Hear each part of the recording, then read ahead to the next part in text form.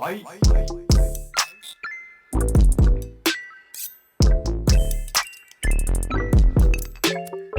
to the Hotspot. I'm your host, Arman Dezfuli-Arjomandi. Today we have a special Q&A style episode where we cover a bunch of hot topics including HIP-19, hotspot shipping delays, proof of coverage, rewards distribution, Amazon Sidewalk, and a bunch of other things. I'm joined by my guest, Steve Sellers. Steve is brand new to Helium. He works in the tech industry. He found out about Helium recently and he's intrigued by the project. So he eagerly searched for someone to ask questions to so he could solidify his understanding of various aspects of Helium. So I was happy to sit down with Steve and answer his questions to the best of my ability. I think he asked really good questions, and I hope all of you will be able to benefit from my thorough explanations of topics that are often points of confusion for newcomers and are asked about in the Helium community every single day. Steve, welcome to the show. Hey, Arman. Thanks for having me on. Thanks so much for being here. I've really been looking forward to having sort of more of an informal chat with not any specific subject in mind, but sort of just a general Q&A coming from someone who is recently introduced to Helium and just wants to know more. And it seems like that's you. That's me. I read about it in some analytics type journals, and I'm coming out with a beginner's mindset, having been a longtime enthusiast in the space. So this project really struck a chord with me, and I'm trying to wrap my head around all the aspects. So let's get into it. Amazing. Well, yeah, let's start with your background. What led you to Helium? And what is your background? You said you're in the space, so I'd love to know more about that. Yeah, I live in the Bay Area, work for one of the major tech companies in the Bay Area. I work on hardware. I'm a hardware engineer. I work with the telecom industry, and so I'm very familiar with the big telcos and hardware as well. So I first heard about this project, and actually the Masari, they had this kind of year in review thesis journal publication, and it got a few mentions, and I dug a little bit deeper into this Helium project, and I uncover it and I go, oh man, this looks cool. I can play with hardware, I can install antennas, I can kind of stick it to the big telcos by having my own decentralized network. Oh, this is awesome. I got to get into it. So that's what leads me here. I've been on a sprint. This kind of has grabbed my attention like no other. And I'm trying to digest all the content I can find, wrap my head around all the concepts, and kind of explore ideas for implementing miners, nodes in the future. I got a couple ideas, and I need some hardware. I need some more understanding before I can bring it to reality. Wow, it seems like you're almost the ideal person to be involved in the Helium network. You're in the industry, hate the big telcos, have the experience, want to deploy hardware on I'm assuming you're interested in the end device side of things as well as the miner side of things. Right. There's the hardware aspect, the antennas, which I think is really cool. And then there's the whole mining and cloud mining, all these different variations. But the incentive model is incredible for this because, I'm familiar with telecommunications. They spend a lot of money to build out their networks, provide coverage. And here the blockchain adds this element to create the incentive model such that people do it themselves.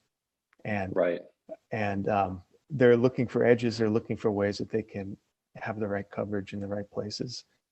And, they get rewarded for it through the blockchain mechanism. I think I come from a sort of similar place where I just found the incentive mechanism so interesting. Sort of thought, after reading a little bit about it, like, how could this not work? How could this not blow up and cause this network to be built? And of course, we're seeing that it has caused that. I think I got involved when there were maybe 2,000 hotspots on the network. I think that was the point where I'd been tracking the project for months, and I was like, this is a time to buy. And of course, now we've got so much more great coverage of the project. And Masari, you said great research portal. They have a lot of good insights. I think I actually read a specific blog post or letter that you were talking about. I think they highlighted, 3 assets? Yeah, there was a couple other ones that bridge the space between blockchain and hardware realm. Yeah. This one I think was kind of highlighted as covering the most ground, the most progress, most promising. It's interesting you say there's 2,000 nodes. I think there's 14,000 nodes now, but it's, I live in the hardware realm. Like, I've spent more time than I care to talk about in China, building hardware. And I know how difficult that is. And to bring the hardware to market to, tens of thousands of people, quite an undertaking, quite an accomplishment. I think every batch that comes on gets sold out pretty quickly. And, there's more demand than there is supply right now. Yeah, no doubt. I mean, we're certainly supply limited. And if you look in the community chat, like the hottest topic right now is it's called HIP-19, which is basically bringing third-party manufacturers on board. And have you read about that at all? Yeah, HIP-19. Yeah. It's interesting. And so I know they did away with the DIY key sort of model. And now that's sort of moving towards, maybe they have like vetted manufacturers who are kind of given the specific keys and they can deploy it on their hardware. It probably strikes the right balance between production volume and I guess network safety. Yeah, let's dive into that a bit, because I think that's a really interesting topic, and I want to lay it out clearly for people to sort of just understand the timeline. So at the beginning of the network, Helium was the hardware manufacturer, the software developer, the everything, right? There was no network. They needed to build everything from scratch. They worked with RAK, which is a Chinese company, to build the first hotspots. Actually, I believe RAK assembled the first hotspots, but they were designed by Helium hardware engineers. And then they had a second revision, also designed and sold by Helium. And those sold anywhere from $500 at the beginning to, I think the cheapest point they ever got to was $350 per unit. Helium eventually, decided that it was just not worth it to continue producing these small batches. So I think the first batch was 3,000 and the next batch was 10,000. The cost was simply too high. And maybe you can speak more to hardware and batch manufacturing, but my understanding is that doing small batches of unique items is a tough thing and expensive to do. Oh yeah, hardware is, you don't want to accidentally reproduce the same mistake 10,000 times, but you get economies of scale if you have more volume. So there's always a trade-off. Your quality is more consistent with higher volumes, but there's a greater risk to doing something wrong over and over again. So, oh yeah, know very well that space. Yeah, and I think Helium had the same sort of insight that you just spoke to, which is we're not going to be able to do this cost effectively and with the quality that we want, and and take on the entire support burden and also build all the software and everything. You as a company, you have just limited funding, and at the same time, they want to work towards the goal to make the network decentralized, because what is it if it's not decentralized? It's just it might as well be just some web app with a SQL database, right? Mm-hmm. So the strategy for that was to stop manufacturing their own hotspots and bring on third-party manufacturers. And the first and most obvious one to bring on was RAK themselves, because they had manufactured LoRa equipment even before Helium got into the game, and they already had a few LoRa gateway products. And the one that eventually became the RAK miner, I believe, is called the WizGate. So it's a sort of modified version of that. So the question right now is, how do we get from this deal with RAK, where basically RAK is currently the exclusive hardware manufacturer, and not for any reason of exclusivity or like they're cutting some sort of backroom deal or something like that. It's just like these guys had worked with Helium, they knew software, they knew the process, they had made the concentrator chip themselves, and they were ready to go and just build a ton of these units very quickly. So Helium chose them as a strategic partner to handle all of that, and then CalChip as the distributor. And this allowed Helium to sort of take that hardware load off of themselves.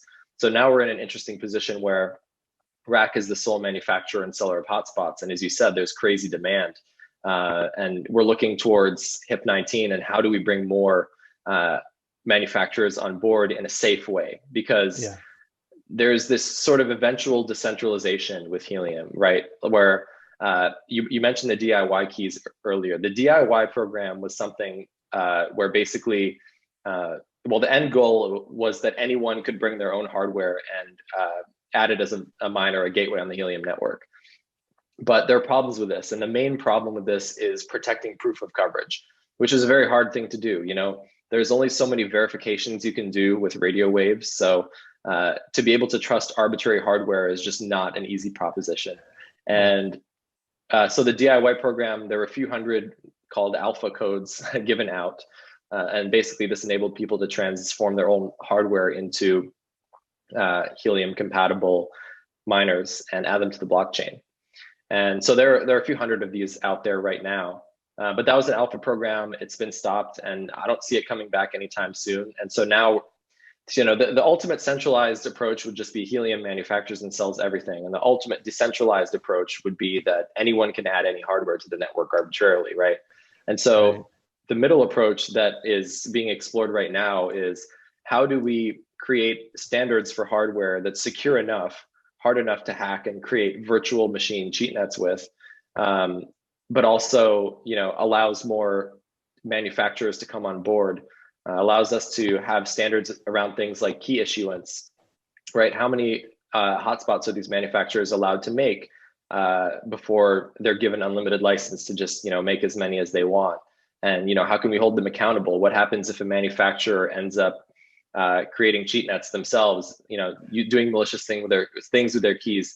So a lot of nuance, a lot of depth to this discussion, but that's kind of where we're at right now in terms of getting more hardware on board. Yeah, it's a complex problem, but I'm looking forward to the next batch coming online in the spring from rack, and that's a good intermediate point that can kind of fill the demand for a little while. So right, I'll be eagerly paying attention to how the HIP-19 evolves and how the new production model comes alive. Yeah, they're doing a V2 now. I'll take this time as well to speak to sort of what happened with rack and why they said over and over, we're shipping in a few weeks, we're shipping next week, we're shipping tomorrow. And then when tomorrow came, it's like, hey, this thing is delayed for 2 months. Not an easy decision on the part of rack and CalChip, but it is due to HIP-19 and the rapid progress that's being made there. So essentially the problem is that these V1 rack miners that have been shipping have their swarm key. So swarm key is basically what allows you to connect to the blockchain and submit proof of coverage requests, right? It allows you to basically participate and be rewarded. And every hotspot has a swarm key. In the original Helium hotspots, there's an ECC module, which is basically a secure element where that swarm key is stored. So it's very hard to remove that private key and sort of take it into your own virtualized environment. But with the rack miners, the swarm key is just on an SD card. As the rack miners were delivered, I believe 3,000 of them were delivered, it was evident that people could take them and make these essentially virtual cheat nets, which had fake RF activity and sort of perfect performance that would allow them to get fake proof of coverage rewards. And so rack, they could have shipped, so I think they had 10,000 more to go with that same SD card design, and they could have shipped those. But when they saw the standards of HIP-19 and the ECC chip requirement coming together, they decided to claw back everything at the last second and essentially say, hey, we're going to rework these all and put the ECC chip in and make it harder to extract the swarm key. And a lot of people were understandably upset because that meant, their shipments weren't going to be coming anytime soon. That's an interesting move for rack, because kind of they're trading short-term interest for long-term sort of success. They could have potentially made that choice to, hey, screw it, ship them. But they decided to, for the long-term benefit of the project, make a change. I'm not sure if that's how it actually played out, but maybe. Well, it seems to me that that's how it's played out. I haven't seen anything from rack or CalChip that suggests otherwise. And, I applaud the move personally. I was the first person, probably not reading the room very well, like right after the email went out, to go in the CalChip channel and congratulate them on the move. But, and of course, like within that same hour, like 1 million angry people came in and we're like, what the heck? I don't know, this is ridiculous.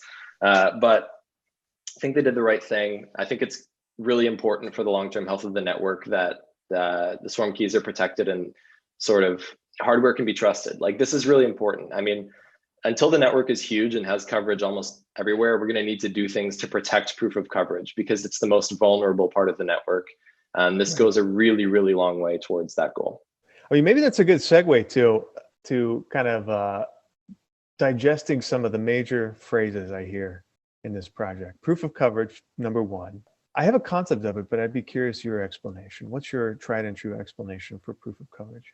So proof of coverage is basically a mechanism for proving that your hotspot is where it says it is. And not only that, but that you're providing wide coverage. It used to be more complicated, but thanks to HIP 15 and HIP 17, which were recently implemented, it's a lot easier to explain now. Basically what proof of coverage is every so many blocks, I believe it's 240 blocks right now, your hotspot is allowed to construct a challenge. And that challenge is going to be sent to another hotspot that's nowhere near your geographic location. So, you know, if I'm in California, I can challenge a hotspot in Krakow, right? It could be anywhere. That challenge is received. And then the receiving hotspot does what's called a beacon, which is basically they send out a radio signal, and any other hotspots in the vicinity that pick it up will report that they witnessed that signal. What that essentially shows is that other hotspots in the area can see that this hotspot is transmitting a signal, and therefore the hotspot is proving itself to be in the same location as these other hotspots. That is sort of the basic overview of how it works. So proof of coverage ensures that you are geographically located where you say you are.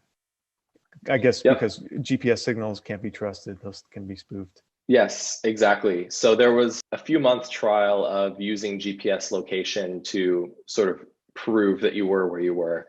And the way that worked was that if your hotspot was asserted in a place that did not match the inbuilt GPS coordinate, then you would not be able to earn. Essentially, it would be called a bad assertion. It turned out pretty quickly that adding this capability after hotspots had already been deployed was controversial and detrimental, because a lot of people simply just did not remember to update their hotspot's location when they moved them, for example. So a hotspot that was providing legitimate coverage but getting a bad GPS signal suddenly was getting no rewards. And similarly, a lot of hotspots that were in legitimate locations could send LoRa packets to other hotspots and receive LoRa packets from other hotspots, but could not get a GPS signal fix. This is because GPS requires line of sight to the satellites. If you're in a concrete building, you're just not going to get a GPS fix.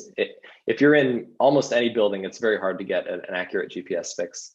And thirdly, GPS is easily spoofed. If you are able to get into the device, you could change the GPS coordinates that it sends over the peer-to-peer network. There's nothing about GPS that actually proves anything, unless you're sure that you can trust the GPS hardware. But you know, that gets into a whole other topic of like creating highly secure gateways where you can trust every piece of hardware and software. HIP 22, if anyone wants to read into that. How does the so the blockchain creates this incentive structure. How is that coupled with the proof of coverage? There's a sequence of events and then you're rewarded. So how does that come about? Well, there are multiple rewards in the system. There's proof of coverage rewards, there's data transfer rewards, and there's consensus rewards. And then category 4 is security token rewards, which I'll talk about separately. Let's break down proof of coverage. Most of the proof of coverage rewards go to witnessing. That means that if you're able to see other hotspots beacon, you will gain a share of each reward that you're able to see. And what this essentially means is that if you're in let's say a city environment, and you're able to get a position for your hotspot that's like far above the city on a very clear view, and you're able to see the whole city, you'll be able to receive signals from a lot of hotspots, and you'll be rewarded a lot for that. The point is that you want to align the reward incentive with actual coverage, right? Sort of by definition, if you're able to receive signals from a lot of other hotspots, your receive capability is huge. And that means you're providing wide coverage. And it's important to note that in LoRaWAN, which is what the Helium network is built on, receiving is the most important thing, because that's what 99% of the packets are, right? They're just like one-way pings. Being able to send a downlink is important too, but it's far, far less important than being able to receive. So receiving is rewarded the most. The second most rewarded thing is transmitting a signal and being seen, and you get rewarded more based on how many hotspots see you. If at least 4 hotspots see you, you're going to be receiving almost the maximum amount of reward that you can receive for that proof of coverage. But if less than 4 see you, you're going to receive a lesser amount, because you're not quite proving yourself to provide as much coverage. And then the third breakdown there is the challenger themselves, which it's almost it's not useless, but it's just like it provides very little value, but is also essential. And that's just literally constructing the proof of coverage challenge and sending it over the peer-to-peer network to someone else who will then receive and broadcast it. So that's like a very, very small percentage. All the proof of coverage rewards make up the vast majority of all the rewards in the network. The key to understanding how data transfer and security and all these other things play in is to understand what's fixed and what's sort of variable. On the website, there's a chart and it kind of shows like proof of coverage making up the majority of things, but then data transfer kind of takes over and eventually data transfer is everything. But this isn't exactly quite true. So as of HIP 10, basically there's two parts of the equation that are fixed. The security tokens. So the security tokens are basically things that are held by investors and by Helium Inc. I believe the Decentralized Wireless Alliance now holds some that basically entitle them to, I believe it's now 34% of all the ongoing coins mined. And this produces by 1% per year. The other fixed part is the consensus group rewards at 6% of all the rewards on an ongoing basis. So these two things are fixed. They just never change. They make it 40%. Data transfer. So data transfer has a cap of how much it can take up, but it only takes up as much as is appropriate for data that's actually going through the network. So let me make that a lot clearer with an example. So like as of now, let's say data transfer is allowed up to 32.5%.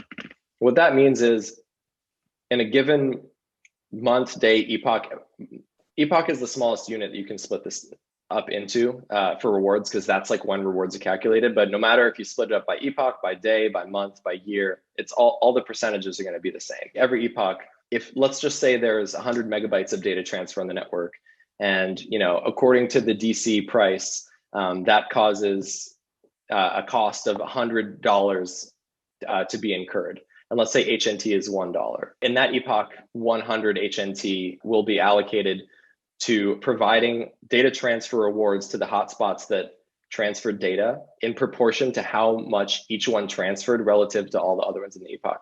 What this essentially means is if you transmit one packet and that packet was the smallest size, which is worth 1 data credit, you're going to get 1 data credit worth of HNT back. So if no data is transferred in an epoch, all the rewards that could have gone to data transfer are all just going to go to proof of coverage. And so proof of coverage is a sliding scale. But it essentially becomes a scenario where proof of coverage is the vast majority of rewards.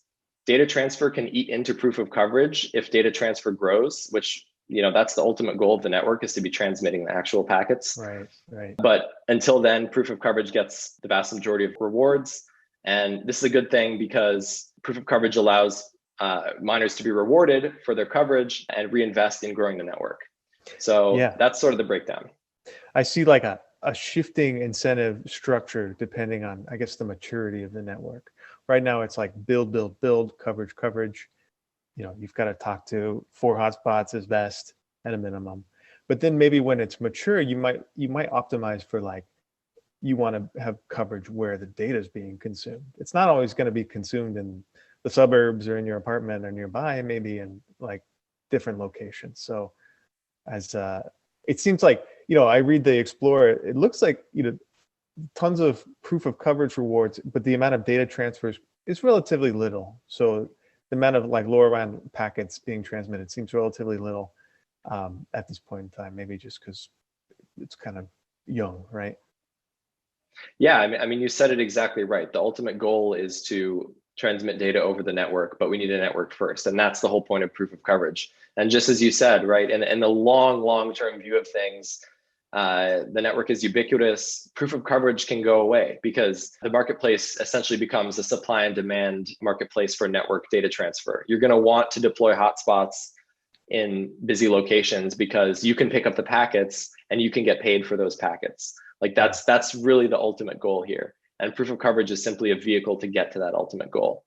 That's very cool. So you kind of have broad, maybe not the best coverage, but it's broad and ubiquitous, and then slowly concentrated pockets pick up where the data is actually consumed, better coverage in those concentrated pockets.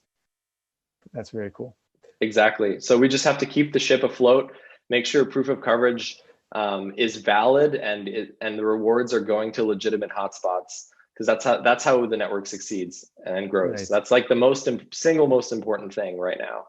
once proof of coverage is gone, I'm not going to say it will be gone or will be gone anytime soon, but hypothetically, if the network is so ubiquitous, proof of coverage can just go away, and then all the issues about trust just disappear, right? You can have any device come onto the network, because as long as the device is transmitting packets, someone has to have paid for those packets in order for them to be transmitted in the first place.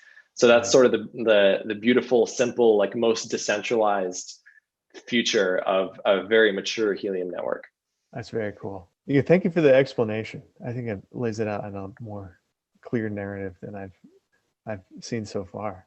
I guess getting to a little more to the nuts and bolts, there's the mining aspect. And I've seen there's mining on device and cloud mining. What's the difference? So mining on device essentially means that the device has a copy of the ledger in some sort of way. And Helium is really unique in this way. In other networks, you'll have, like in Bitcoin, you'll have the miners, which are like super high powered ASICs at this point. You know, some proof of stake networks, there'll be machines on AWS. But the Helium team has done something amazing and also crazy, which is they fit all the blockchain activity onto these Raspberry Pi devices. I mean, this is just insane. Like these things have like a gigabyte of RAM, if that, and like 32 or 64 gigabytes of storage. So yeah, every single blockchain activity currently happens on the hotspots. It's pretty wild. Yeah, that is. I've run like Bitcoin full nodes, and over time it takes so long to synchronize. It's a huge data hog, and you just kind of extrapolate. And you're like, there's no way anything but like a server rack can handle a full node in the future. For sure. Helium team has done some really interesting things to sort of overcome that limitation. Like, for example, the miners actually don't store all the historical blocks. They just store a flattened view, basically, what is each account at this point in time of the ledger, so that they can essentially just validate new transactions based on the current state of the network and then throw out all the old ones as not to use up too much disk space. So they're simultaneously not full nodes, but also capable of doing all the verification that you would expect from a full node. Is that a long-term sustainable path, or does it have to move to an AWS server? It is absolutely not sustainable. Okay. it's. I think someone asked in the Discord the other day, currently the lever that's being used to sort of scale this more as more hotspots come online is increase the challenge interval. So, before, I believe it started at every 30 blocks. Each hotspot could construct a challenge every 30 blocks. And then they doubled it to 60 and then to 120 and 240. And each time you double it, you essentially have the amount of transactions that the network has to process. Okay. So the TPS, as some people like to call it, get fancy. It's not sustainable. I think Amir said on Discord just recently, like someone asked, like, hey, at what point does this get unsustainable? And he said, you were there. And and he's not wrong. I mean, you can see sort of spikes in block times. I think the biggest blockchain issue has just been over and over spiking block times. And it always gets fixed, but there's tons of engineer hours wasted just like optimizing this blockchain to run on Raspberry Pis. Huge effort underway right now to move everything over to cloud miners, which you asked about. It's essentially the same software, just as you said, running in AWS. So much beefier machine, can store the full ledger, can validate many, many more transactions per second, has more than a gigabyte of RAM. There's basic things that you would want when you're looking to deploy a high performance blockchain. That's good to hear. And it's like, I know that there's trade-offs in like bandwidth requirements, for instance. Like you talk about having a node and you want to put nodes at your friend's house. You don't want to blow out their bandwidth or something. You want to be cognizant of that. Maybe you want to get creative running on like a cellular line, and those are all data capped. So it seems like the cloud mining is the path towards reducing the amount of bandwidth needed from the individual node.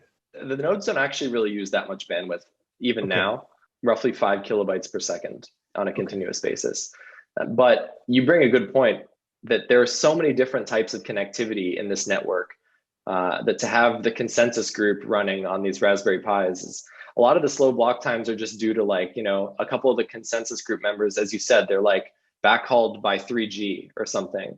And all of the network's transactions are being partially processed and over this 3G connection with like 2000 milliseconds latency, and just like intermittent in and out coverage. And frankly, it's another testament to like the choices that the Helium team has made in terms of choosing the Honey Badger BFT consensus protocol. Like the fact that blocks can even be validated and produced given that sort of scenario is just insane. Like the fact that the network doesn't just fall over is a miracle.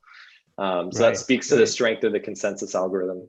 That is interesting. It's able to handle the nice connections and then the slow pokes. Many slow pokes out there. Yeah. I guess maybe returning to how do you've got your hands on some hardware and you want to make the best out of it.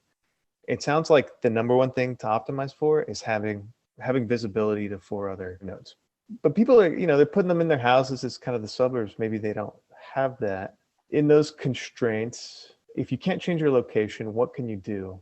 It's going to be tough. If you can't change your location and you can't afford to deploy more hotspots on your own, you're not going to earn much.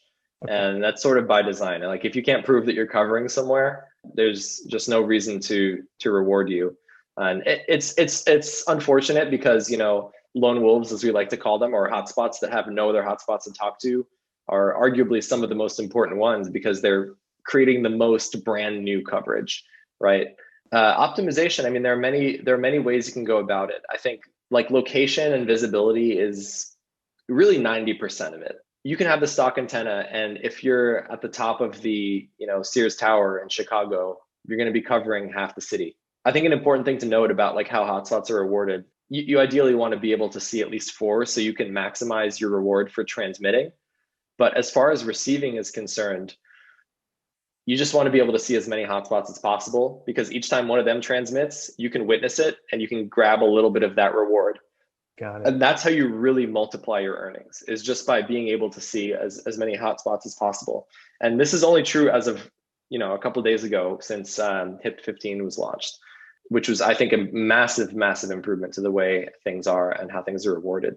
And another factor now, thanks to HIP 17, is density, right? So if you're in a really dense area, before every area was treated exactly the same, but now let's say you're in the northeast area of San Francisco where there are multiple blocks that have 5 hotspots on them, your rewards are going to be scaled down incredibly low. Like your transmitting reward will be like 5% of some other person's reward in a less dense area. So this is sort of to incentivize spreading out. So I guess in order of optimization, like the best thing to do, get a better location, number one, get a better antenna, number two, which can interact with number one in the sense that getting a better antenna is often mostly a good idea because it will allow you to put the antenna in an external location, not because it has like higher gain. Like certainly higher gain antennas can increase your reach, but really like if you're to double your antenna strength and leave it on a shelf with metal, in your bedroom,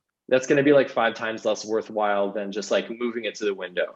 It's so location first, I'd say, far above everything else, then antenna. Backhaul, also important. I've seen really big earnings drops just from people having like a poor Wi-Fi connection in that area of the house where they have the hotspot. And it's like really hard to know this. If you really insist on backhauling your hotspot with Wi-Fi, really important that you speed test.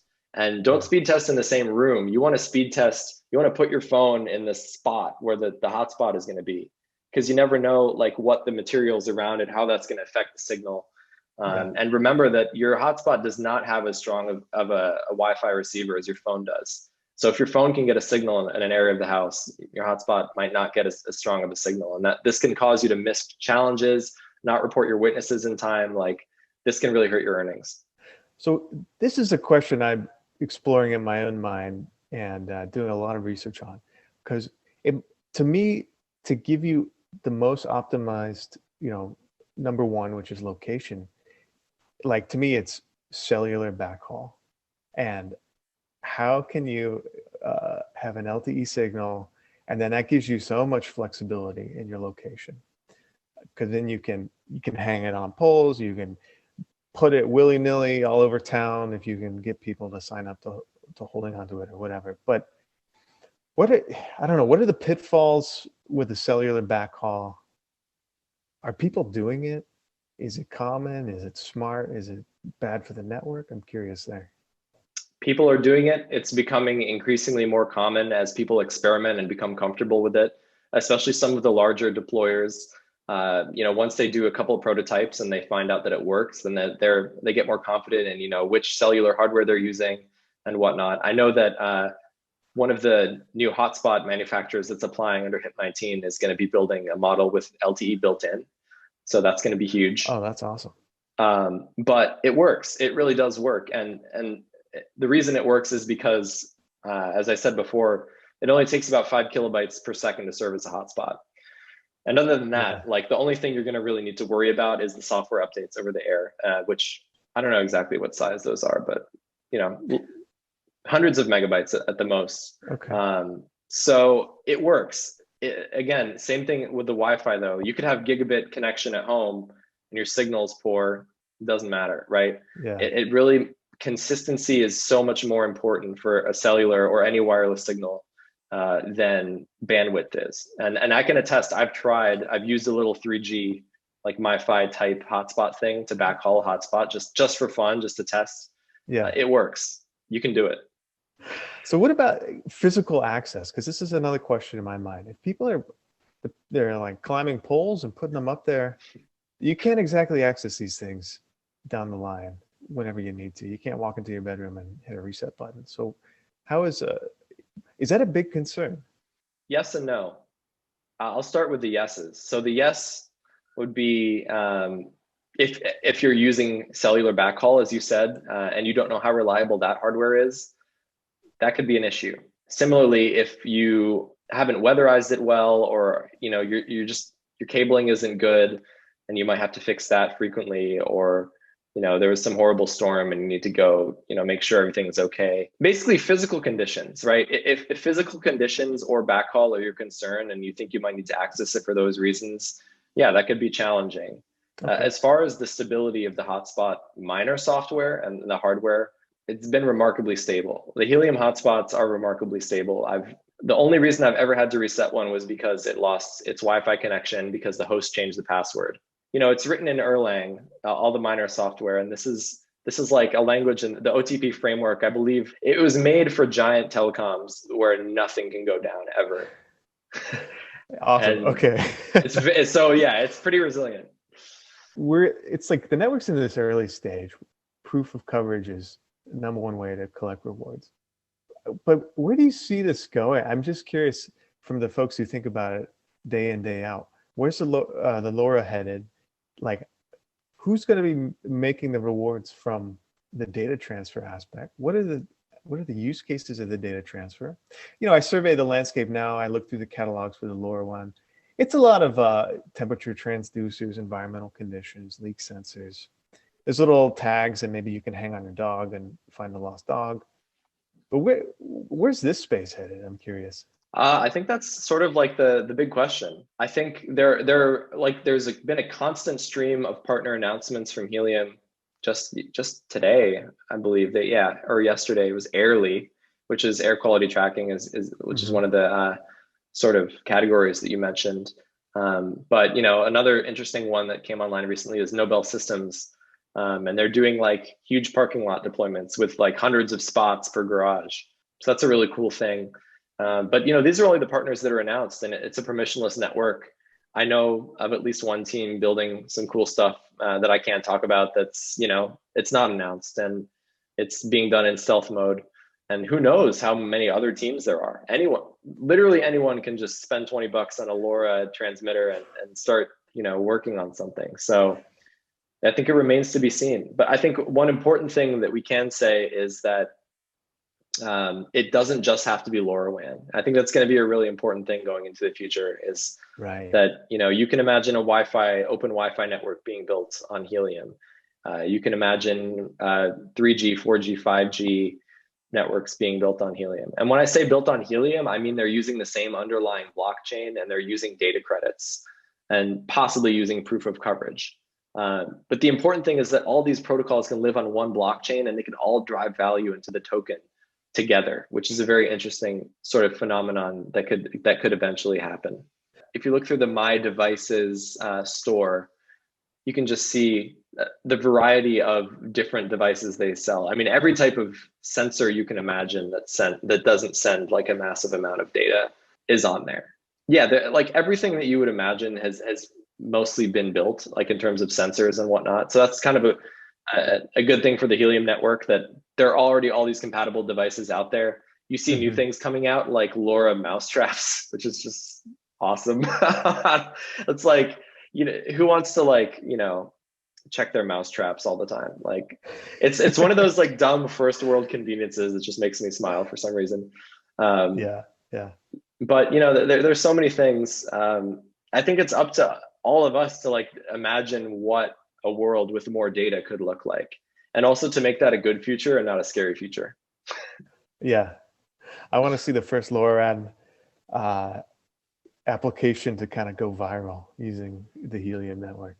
Yeah, I mean, I've thought up some pretty crazy ideas. I mean, you could do some really free ideas for anyone who's looking to start businesses on top of the Helium network. But it'd be very cool for outdoor lighting displays. In Philadelphia, we have this thing called the Spruce Street Harbor Park. It's like my favorite place to go in the summer. And in the trees, they have these sort of like LED icicles, and they're just very cool.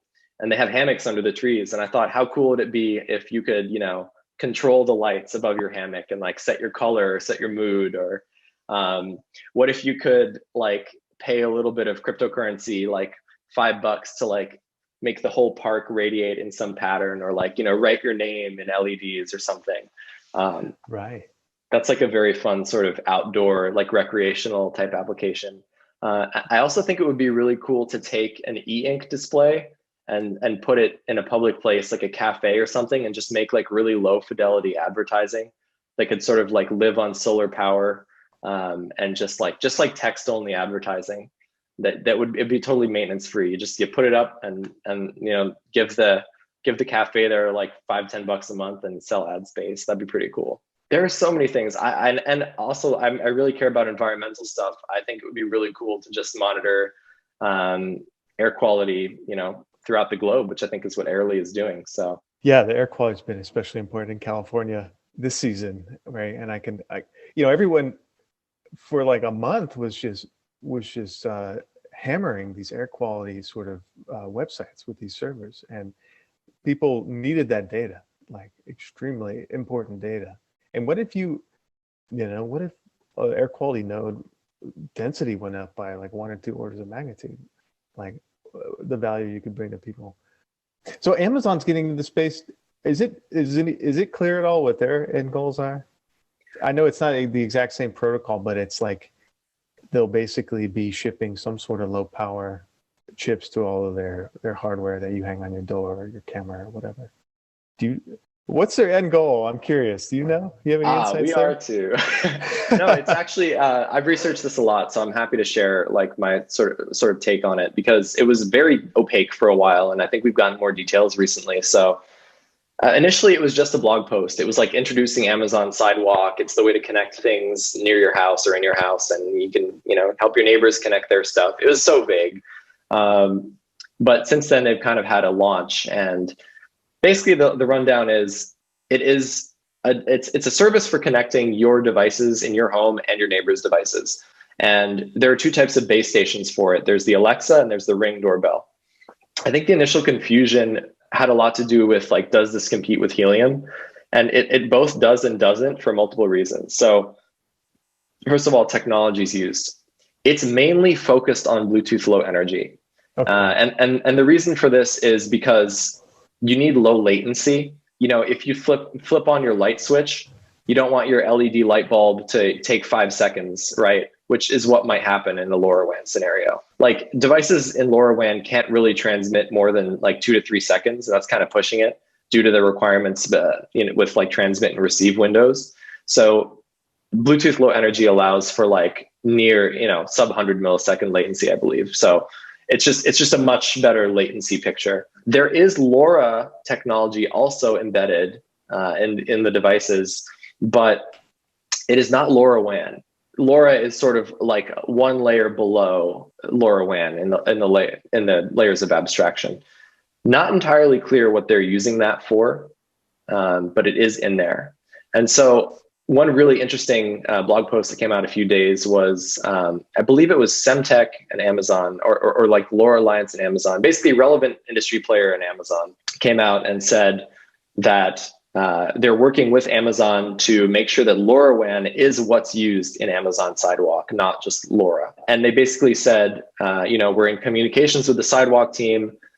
We understand that they didn't use LoRaWAN because it has shortcomings that made it not usable for them. And we are going to address those shortcomings, and we're going to release a new revision of LoRaWAN. And Amazon has said that when we do that, they will use it. Oh. So this is sort of an interesting thing for the Helium network, where eventually Amazon Sidewalk will be LoRaWAN compatible. I'm sure Bluetooth Low Energy will still be in there, but I don't know what they're trying to solve. Maybe they're trying to solve for latency. That would be a pretty interesting thing. If LoRaWAN could have a new revision that has much lower latency, maybe larger packet sizes. Maybe they're, I'm just spitballing here on the Amazon side, reducing a lot of the friction in terms of installing cameras and doorbells and echoes and so on and so forth. So make it easier for the less tech savvy people. If there's a prevalent signal, maybe it helps the onboarding process. Yeah, it certainly seems like that would be the case. I mean, if you just bought your little Amazon Smart device and you're trying to hook up your, I don't know, fish tank monitor or whatever, and you don't have an Echo at home, but your neighbor does, and they're 20 feet away, and they can provide a signal for you to get that zero setup experience. Like I think that's something that Amazon would want. They're all about reducing the friction to making you spend money with them. So absolutely, yeah. It seems like that would be their goal. But Sidewalk is interesting. It's like an explicitly different goal than Helium, which is to create an open, permissionless, wide covering, low power network. And Amazon Sidewalk it's not explicitly, but I think you could say it's implicitly aimed at the suburbs, where you're creating radius of maybe tens of feet of coverage. Whereas, with the Helium hotspot, you might put it at the top of the hill and cover 10, 20 square miles. It's a different thing. It's a different type of network. You require Amazon's permission to connect to it. There's no incentive model, right? Like there's no reason for people to move their Alexa out from little metal cages behind their toaster. And it's just interesting. I mean, Amazon scares me because I keep thinking that they're doing too much stuff and we'll lose focus, but then they somehow end up just being good at everything. And it's really scary. But at the same time, I think if Amazon switches to the LoRaWAN protocol and they can increase the pervasiveness of LoRaWAN devices, if they're, let's say even if they get 10 billion devices out there, if there's eventually the Amazon mass exodus, there will be the Helium network to continue the life of those devices. So I think that's pretty interesting. It's going to be interesting to see it play out. But I think Helium has much more momentum and mind share than Sidewalk in the circles that I run in. Certainly, there's no crypto aspects at all to Sidewalk. So that's another sort of thing I think Helium has going for it. So I'm curious, Arman, what's your occupation, your job? Are you full-time on Helium? Is this a side thing for you? What is your life like? Yeah, Helium has become pretty front and center for me. I'm fortunate to have a pretty open lifestyle because of what I've done up until now, which is mainly app development. I have a game called Falcross, which is a puzzle game, which I've been working on and off for years in between other projects. Before that, I co-founded a real estate property management startup called OneRent, which is still around. I've also built a lot of the systems for a food delivery startup called Habitat Logistics, which is based in Philly. And I've done a lot of apps. I've done a lot of apps you haven't heard of because they went nowhere, or, because I spent 3 months on them and Apple straight up rejected them. I think my biggest claim to fame is probably my game Slide to Unlock, which went viral. It went to #1 in the App Store in 2012. But I've had a long app development career, and that sort of allowed me a lot of personal freedom. Although I will say there were multiple years in there that were intense struggles to just keep up with the bills and stuff like that. So it's not all sunshine and rainbows, but I've also been involved on and off in crypto since 2010, since Bitcoin was sort of just first becoming a thing. I've bought and sold and rebought Bitcoin so many times at this point. I'm not selling now. This is the time. It's the time to keep them. But no, like Ethereum, I was super interested in Ethereum in 2016 and 2015. And it just seemed like the next thing, right? Like Ethereum is just like, what if Bitcoin could do everything else that a normal application could do, which is just like, it was the coolest thing ever, and it still is. I got involved heavily in Nano. I built their block explorer, which I had sadly to shut down because it was too much to maintain. But just various crypto projects. Right now, I'm really focused on Helium. It's fortunately like, building out the hotspots is like a good stream of income. So it's able to support me in like doing this podcast. I started this because people told me I was good at explaining things. And so here I am trying to simplify Helium for everybody. And, I think if I can participate in the community and sort of absorb all the knowledge and sort of regurgitate it in a digestible way, which is like some really disgusting metaphor based around birds that I did not intend to make. If I can explain things simply to everyone so that we can all understand Helium better and build a better network, I think that benefits everybody. And so I'm really happy to like devote a lot of time to Helium, be super involved in the community. Helium is one of the most interesting projects I've ever seen. And I'm just waiting for that moment where a lot of other people start to agree very quickly. and it sort of becomes the network. I've always been fascinated with the idea of creating decentralized networks that are not controlled by the telcos. Wi-Fi, when I was younger, that was a big thing. Like our city, Philadelphia, tried to create something called Wireless Philadelphia, which was just free Wi-Fi for all the residents. Unfortunately, it got shot down in a regulatory manner by Comcast. So they built out the whole Wi-Fi network, but it never got internet connection. And similarly, when I was going to college in Santa Clara, they had the city of San Jose had a free Wi-Fi initiative. And I don't know how that's going, but it was pretty garbage when I used it. I don't think I've ever seen a really well executed free public Wi-Fi. I think I've mentioned this on a previous episode, but my favorite public Wi-Fi network, which is totally a dark pattern, is Xfinity Wi-Fi. It's just like the most brilliant leverage of existing infrastructure, but in a malicious way. But it worked so well. Like you can hardly go anywhere and pull up your phone's Wi-Fi without seeing Xfinity Wi-Fi. And that's just like some poor person broadcasting their own internet connection that they don't even know that's happening. But, if that can be so widespread, why can't something that's actually honest and voluntary like Helium with an actual reward, be even bigger than that? I don't think there's really anyone who would disagree with the idea of Helium, that people should own the network. I mean, it's so common sense. Arman, this has been amazing. This is a fun conversation. I like the angle that you're coming from. And what I want to see happen is for all the stops to be removed so that someone like you can like do all the experimentation you want, do all the deployment you want. And, that's the goal we're all trying to get to. And I think, talking about when the hockey stick happens, I think it's, when smart minds can come together and just build this network and use it. And when the supply limitation goes away, I think that's when we start hitting that beautiful territory. Yeah. I hope it can enable some more tinkerers listening to this, knock out some of the big conceptual questions, and then they can get down to building something. Absolutely. Well, Steve, thank you so much for your time. Yeah, my pleasure. Have a good weekend. Happy holidays. We'll be in touch. Same to you. Take care. Okay. See ya.